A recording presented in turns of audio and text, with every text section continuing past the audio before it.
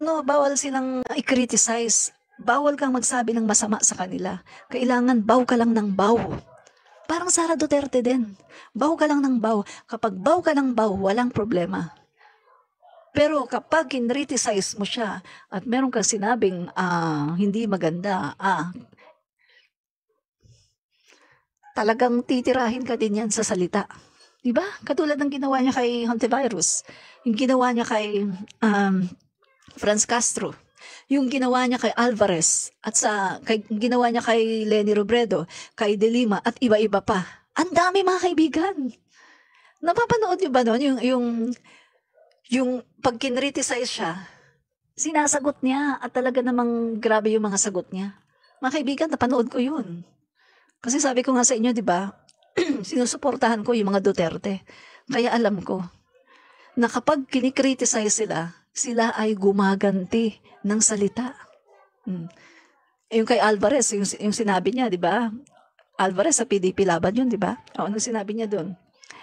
Wag mong kahit daw yung pangalan niya, wag daw babanggitin, kahit bulong, wag daw ibubulong.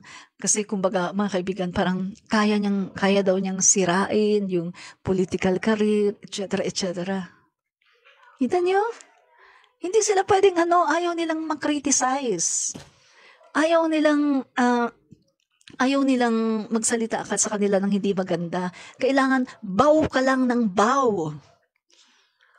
Komunista. Ganyan ang komunista. Walang demokrasya. Baw ka lang ng baw kailangan. Oo ka lang ng oo. Kita niyo si Pierre Erdi. Inalisan ng CF yung anak. Nagalit agad, di ba? Tapos dinamay na lahat. Ahansya ng gobyerno. Dinamay ang Kongreso, lahat pa ng mga kongresista, dinamay ang Senado, COA. Tapos sabi pa niya, Office of the President. Di ba? Magpa-audit din daw. Sabi ko sa inyo mga kaibigan, bawal silang batikusin, bawal silang i-criticize, bawal silang punahin. Kailangan baw ka lang ng baw sa kanila.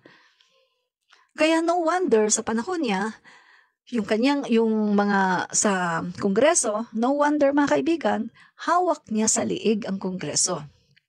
Hawak niya sa liig ang Senado. Hawak niya sa liig ang COA. Kaya pala ang COA ay takot. Kasi tinitreten niya. Di ba? Malinaw na malinaw yung kanyang video. Mga kaibigan, kailangan pa ba i-memorize yan? Malinaw sa video, sinabi niya sa COA. Kikidnapin. Ito torture. Diba? Pagkatapos ngayon, magsasabi siya na open the book. Wala kang isang salita. Walk your talk. Bago mo sabihin na open the book, tingnan mo muna yung administrasyon mo. Kung nag-open ka ba ng book, tingnan mo muna yung administrasyon mo kung hindi mo ba hinaras ang COA para ma-audit ka. Hindi ka na-audit dahil hinaras mo ang COA. Kaya, don't ever say na open the book dahil wala kang credibility na magsabi niyan. Diba, mga kaibigan? Open the book tapos hindi naman siya credible dahil siya mismo hindi nagpa-open ng kanyang book. Hindi nga nagdeklara ng SALN. Tapos ngayon, open the book. Ipokrito. Sinungaling. Diba? RC Oblaret, lumalabas na si Digong ang totoong weak leader. Magaling lang siya magmura. Tama po kayo dyan. Talaga, totoo yan, RC. Voy Eugenio, no to Duterte sa 2025 at 2028. Correct. Tama po yan. Wag nating ibaboto yan. Jonathan Leal, matapang lang si Dugong Dilawan sa kapwa niya Pilipino niya. Pero sa China, luhod siya. Kawawang mga Pilipino, lalo na mga mangingisda sa bansa. Ay naku, totoo po yung sinasabi niyo. No? Totoo talaga yan. Grabe, totoo yan. And then, Christina Cadanyo, Admin Rich, ito masasabi ko, walang Duterte kung walang loyalist, just saying po. Totoo po yan. And then, si Teresita Jimenez, yan. O si Nelson Resaba, galit na galit siya sa akin. Ang sabi ni Nelson, ulul. Ka. Ang masasabi ko, ikaw yun, no? So, huwag kang manood dito, no? Ikaw yun. So, mga kaibigan, ay, dali, yung isang ano dito, si Axel Perlas. Kaya pala, pink mikropono mo. Mikropono ni Admin Rich. Ha, ha, ha. Favorite niya, Menk. Pink daw yung microphone ko. Kung makikita mo ito, this is red. Red. At kung makikita mo to, kita mo, kasi ito yung mga time na sumusuporta pa ako kay Sarah kasi unity team ako, 'di ba? Unity team. Tingnan mo yung Tingnan mo ha. Sino yung nandito? Picture to ni PBBM at ni Sarah. Tingnan mo. PBBM and Sarah yan, unity team. Kasi 'di ba? Ako ang talagang supporter ng unity team. PBBM at BP Sara. At ako din yung vlogger na matagal bago ako nagising sa katotohanan. Kasi sa totoo lang, grabe ang pagtatanggol ko sa unity team. Kapag binabatikos ni Duterte, kapag may sinasabing masama si Duterte, ay talagang pinagtatanggol ko yan. Sinasabi ko, ay hindi naman niya gustong sirain si PBBM. Ay baka ganito lang. Hindi naman yan sinisira si PBBM. Pero, isang araw, nagising na lang ako sa katotohanan na hindi na ako dapat mag-hold on sa unity team. Hindi na ako dapat mag-hold on na suportahan si Sarah kasi nakita ko sila mismo ang sumisira sa presidente natin. So bakit pa ako sasuporta? No? Kaya ayan yan, red yan, red. Si PBBM, si BP Sara, tapos yun yung mukha ko. Ang nakalagay dyan, fight fake news, expose the truth, Admin Rich. Yan yun. Yan yung sticker na pinamimigay ko kasama yung mga token, no, na pinamimigay ko. Yan yun, mga kababayan. Kaya, makikita, sa microphone ko pa lang, makikita na supporter ako ni Sara Duterte. Pero, kayong mga balahura na mga didi shit, no? Kayong mga balahura na mga didi shit, hindi nyo tinatantanan yung aking presidente. Kaya ngayon, sige, ibibigay ko ang gusto nyo. Tingnan natin. Ibibigay ko ang inyong gusto. Gusto nyo pala ng balahuraan, ha? Sige. Ganyan na tayo ngayon. Hindi na ako susuporta sa inyong BP. Imbis na ikakampanya ko pa naman siya sa 2028, inisip ko pa noon, sa 2028, gagawin ko ang lahat para maikampanya ko to, si BP Sara. Pero, binababoy niyo everyday ang presidente namin. Mga wala kayong hiya. Binababoy niyo ang presidente namin. Pagkatapos, expect pa kayo na susuportahan ko yung Sara ninyo? No way! Hello? Palagi na lang lugi ang PBBM supporters. Lugi na lang palagi. Kami lang ang nagsusuporta sa Sara nyo. Pagkatapos kayo, sinusuportahan nyo lang si Sara, si PBBM, dinadown ninyo. Hello? Diba? So, hindi na. Para patas na tayo ngayon. Patas na. Dahil sa ginawa nyong paninira kay PBBM everyday, patas na tayo. Wala na. Wala nang suporta ko. At itong gagawin ko ngayon, expose ko lahat ng kanilang mga baho para pagdating ng 2028, wala na talagang bumoto sa kanya. Isang pro-China. Diba? Nagalit niyo ako di ba? Iba pa naman ako pag nagalit. Talagang no turning back. At iba pa naman ako kapag talagang nagkampanya. Kala nyo tingnan natin kung mananalo pa yung presidente nyo. Wala na, hindi na mananalo yan sa 2028. Diba? Hindi kasi kayo nag-iisip. Wala ba kayong utak? Hindi kayo nag-iisip Kita nyo hindi nyo man lang naisip na yung ginagawa yung paninira sa presidente, no, kay PBBM everyday, hindi nyo man lang naisip na yan ay makaka-apekto sa presidency. sakali ni Sara Duterte sa kanyang candidacy as president, no? Pag tumakbo siya sa 2028, hindi niyo man lang naisip na makakaapekto yan? Hindi niyo man lang ba naisip na kapag siniraan niyo si PBBM, magagalit ang loyalista at magagalit ang Marcos supporters? Hindi niyo man lang ba naisip yan? O talagang wala kayong utak? Sana man lang iniisip niyo na, ay, kahit hindi kayo susuporta kay PBBM, sana man lang iniisip niyo, ay naku, wag nating titirahin si PBBM, wag nating babuyin kasi masasaktan yung mga loyalista at saka Marcos supporters. Baka nito pa sa 2028 hindi suportahan si BP Sara. Sana man lang nagkaroon kayo ng ganong isip. Ikaso hindi everyday binabanatan nyo si PBBM below the belt. Hindi naman yung tao naman hindi naman gumaganti ng salita. Wala namang sinasabi. Hindi naman niya pinagtatanggol yung sarili niya. So sino magtatanggol? Kami na mga nasasaktan na mga Marcos supporters at loyalista, kami na lang ang magtatanggol dahil hindi na namin kaya yung ginagawa ninyong pambababoy sa presidente namin. Diba? Kaya sorry na lang kayo. No to pro-China. No to Sara Duterte. Kahit maglumpasay kayo dyan, no. Maglumpasay na lang kayo. Pero talagang no. No to pro-China. Yan. So, alam nyo na ngayon kung ano yung story ng aking microphone. Ha? Alam nyo na ang story ng microphone ko. Uniteam to. Uniteam. PBBM at BP Sara Duterte. Pero dahil sa araw-araw na pambababoy nyo sa presidente namin, yun, nag-decide ako na wag na talagang suportahan si BP Sara Duterte. May lumabas na report daw ng COA na ang MOEE ni RRD noong 2020 ay 14.9 billion. Totoo po yan. Totoo po yan. 14.9 billion. Kita nyo? Ang laki-laki. Tapos, walang walang breakdown yan kung saan napunta. Kita nyo? Kaya pala mga kaibigan, nung panahon na malapit na siyang umalis, ang daming nag-expose. Si Manny Pacquiao, 'di ba? In-expose yung katiwalian. Sobrang tiwali daw ng gobyerno ni PRRD. Si Gordon. Nagagalit pa nga ako nung kay Gordon Pero mga kaibigan, ngayon parang nare-realize ko totoo siguro yung sinasabi ni Gordon na napakalaki ng katiwalian ni Duterte.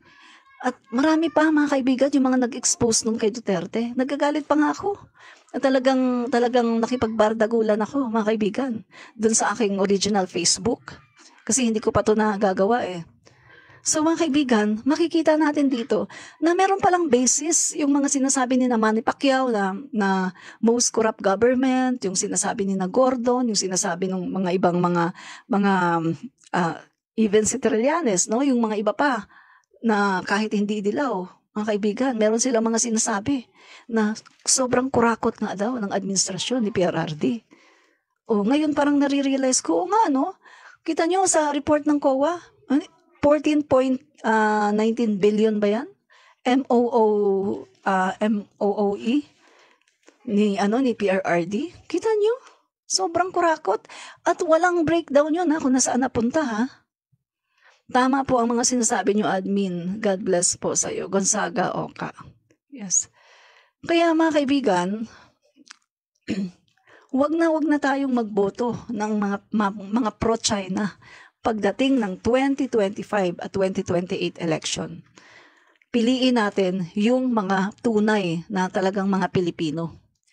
Kita nyo, ngayon mga kaibigan, pag nakinig kayo ng mga balita, anong makikita nyo? Mostly, ang mga krimen na nangyayari. Sino ang involved?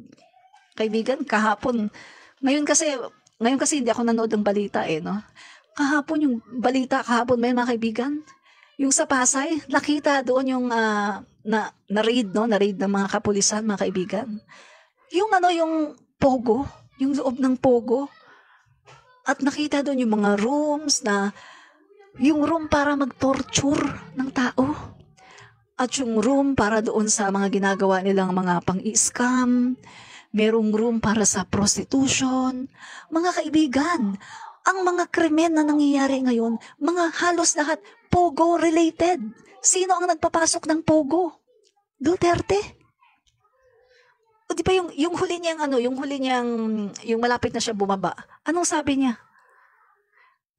Nagsorry siya, di ba, sa mga Pilipino. Sabi niya, nagkamali daw siya.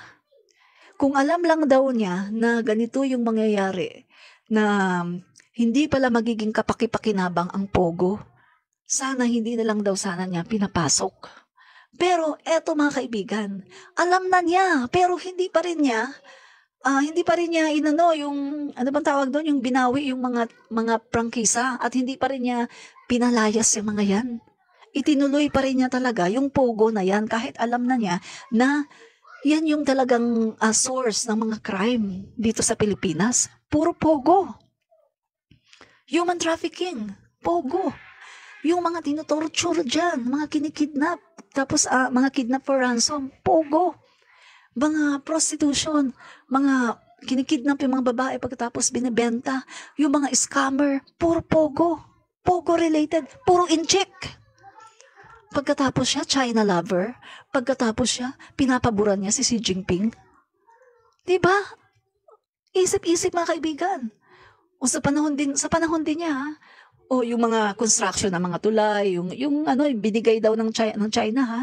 At yung iba pa na China ang nagpondo. Mga kaibigan, sino ang mga construction worker?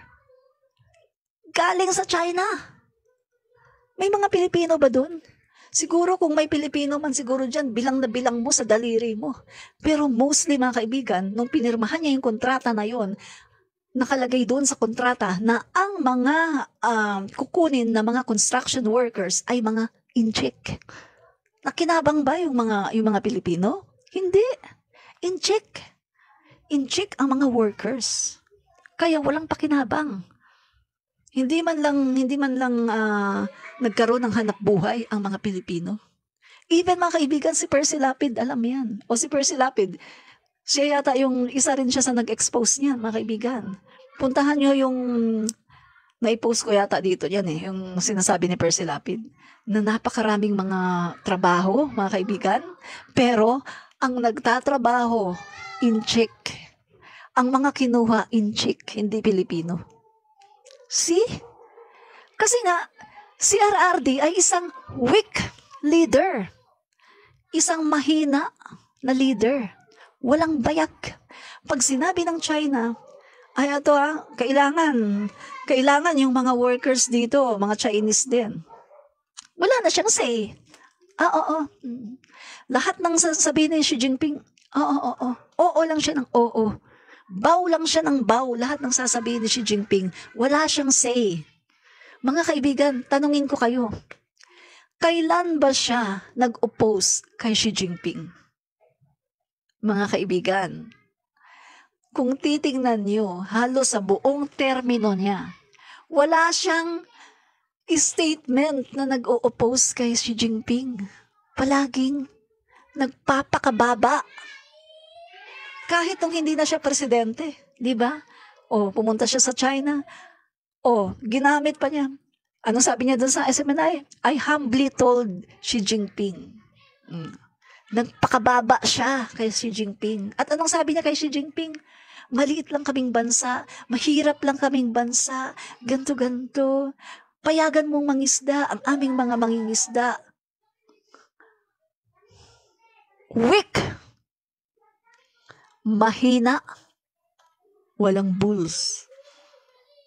Mga kaibigan, pupunta ka sa ibang bansa, ire-represent mo ang Pilipino bilang isang maliit na bansa, bilang isang mahirap na bansa, bilang isang mahina na bansa, weak na bansa.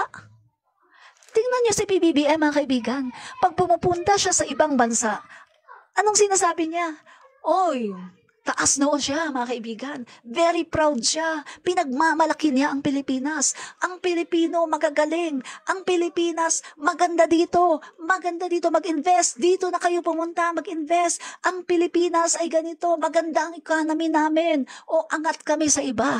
Mga kaibigan, yan ang presidente natin, PBBM. Pag lumabas siya ng bansa, dala niya ang pride ng mga Pilipino. Mga kaibigan, alam nyo, mga kaibigan, tumataas yung balahibo ko. Very proud din ako sa presidente ko. Kasi nire-representa yung bansa natin bilang isang great country. Kita nyo, tumatayo yung balahibo ko, mga kaibigan. Pag lumalabas siya sa bansa, talagang pinipresent niya ang ating bansa.